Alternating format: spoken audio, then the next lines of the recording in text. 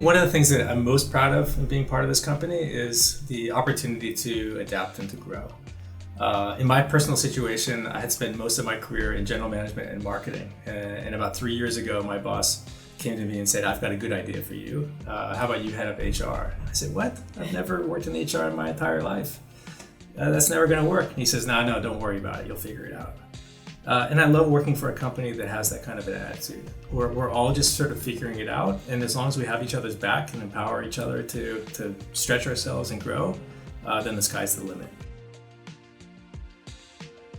Yeah, I think one of the things I like the most about working here is the fact that it's absolutely never boring. There are so many different things that are going on all at once. And that means that you're constantly learning. But I think the one thing that is really contagious is that for the most part, people have a growth mindset. In building products and services that our customers really love, we need to build products at scale, but we also have to figure out a way to do it so that each of our customer solutions are unique for the local markets that we operate in. So the combination of being big and global at the same time as being relevant locally is the biggest challenge we face this year. So at our company, we have over 5,000 people working in at least 25 countries in something like 15 time zones. So communication is absolutely critical. And as a result of that, one of the things that we really count on is people speaking openly and telling the truth. And that means really speaking up. I think you can't have diversity without inclusion. If diversity is the composition of your workforce, then inclusion is what unlocks that composition. There's no point in having a diverse workforce if you don't have an environment where people can express themselves, be individualistic, share what they know, allow for the quiet speakers to have a voice at the table. My commitment is actually to try to figure out ways to help people feel more included. And that can be as small as inviting somebody to sit with me for lunch who I haven't talked to for a long time, or making sure that somebody who was otherwise excluded from a meeting, who actually should be in that meeting, is included. What's amazing is the ability to learn from people who are coming from so many different parts of the world with lots of different contexts.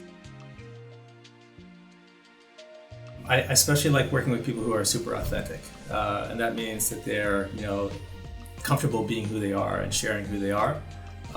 It also means that people can show their vulnerability. It means that they don't have to know it all. In fact, it's better when they don't know it all. I like it when people are able to then say, "Hey, I don't know how to do this, but I really want to help." So people who are proactive, people who are engaged, people who are passionate, but I also like people who actually have good humor as well. If you're in a role that you are very comfortable in and you think you've done before, you're in the wrong role. You actually need to step up. What we look for in leadership are people who basically have the ability to sort of raise their hand, step up, take on an initiative, take some ownership and accountability, set a context, set a direction for a group of people, rally together some people and resources, and then gather this group and then charge forward ahead. And that can happen at all levels. I've never worked for a company that has such high ambition. Nothing is impossible.